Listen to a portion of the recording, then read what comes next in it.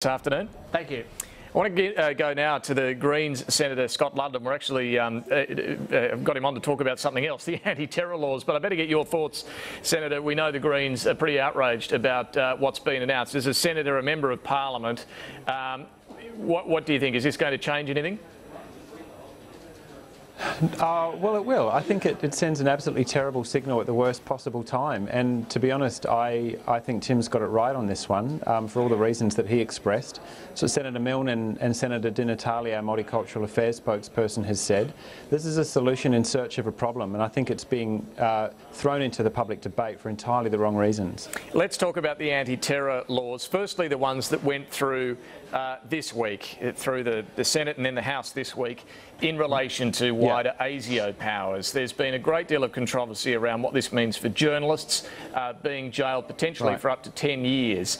Now, the Attorney-General yesterday defended these. He argued that special intelligence operations being reported on, those special operations would have to be particularly authorised, have to clear a pretty high bar to be regarded as special operation.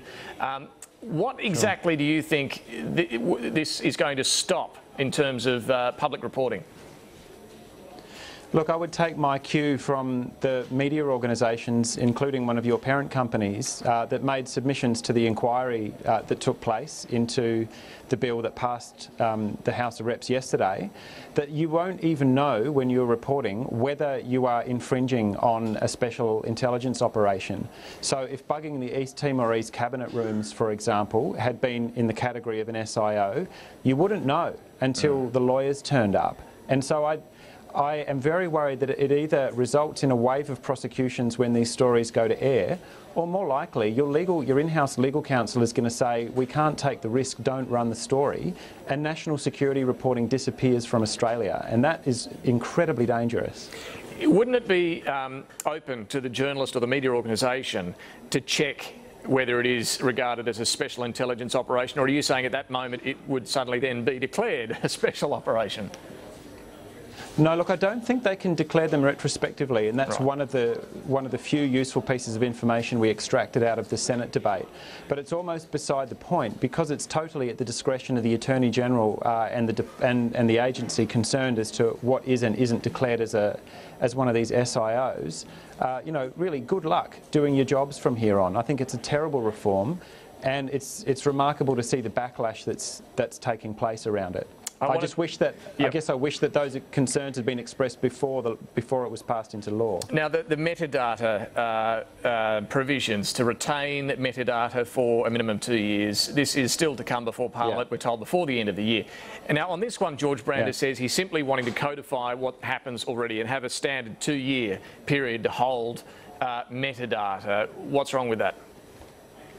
Wrong. I mean, it's dead wrong and incredibly deceptive to say we're just codifying something that already takes place. What I wish would happen just once, and George Brandis is probably not the best advocate for this cause, is he would listen to the technical community, industry, and those who would actually have to build the systems that he's proposing. We're talking about new data centres worth of material that is kept in some instances for milliseconds, you know, data that's flowing through mobile phone cell towers that's not retained for more than a few seconds. They want to start warehousing that material on every man, woman and child in the country for reasons that they simply haven't described yet. This is not a national security measure when you look at who already accesses Australians' metadata without a single warrant needing to be issued. It's Centrelink. For a while it was the Australian Building and Construction Commission. It's the Victorian Taxi Directorate. Vast amounts of this material being vacuumed up by dozens and dozens of agencies without justification. So if you roll a mandatory data retention over the top of a system that's already, I think, quite badly flawed, you simply make the situation worse. But are you saying then the current arrangements do need to be wound back in terms of the access that people like Centrelink and others already have? Yeah, and there have been sensible reforms that have come out of various committees to that end, to narrow the range of agencies that can access it, and also to increase the penalty thresholds so that people aren't accessing this stuff for trivial purposes, which we know does occur. The most important thing we could do is require agencies to simply get a warrant. If you require a warrant to listen in on somebody's phone call, you should need to get a warrant in order to track one of these devices around the landscape everywhere you go. Serious invasions of privacy are occurring. and the regulatory oversight is practically non-existent. And the one demand that you've made before Parliament, or when Parliament comes back in 2 weeks' time, is a definition of metadata, because there's a lot of debate about what this is and what it isn't. The Minister, the Attorney General yesterday, I think, said that the Department is still working on the strict definition of it. Unbelievable. What do you understand it to be? Unbelievable.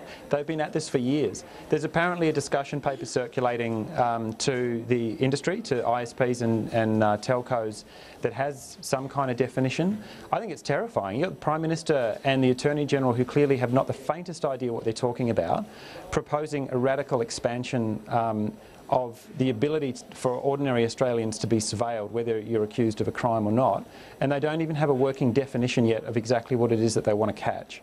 It's completely inexcusable. What I hope most of all is that the Labor Party, who let us down so badly over the ASIO bill, will pick themselves up off the floor and start behaving like an opposition party with the Greens and with the crossbenchers who opposed the ASIO bill the other night. Do you acknowledge, however, Senator, that metadata most likely has been used in a number of the most recent terrorism arrests? Oh, absolutely, no doubt. I mean, it's useful for investigative purposes. So we're not saying that metadata shouldn't exist or that it shouldn't be accessible for perfectly legitimate reasons. So anti-corruption commissions use metadata, law enforcement and intelligence agencies. But at the moment, it's open season.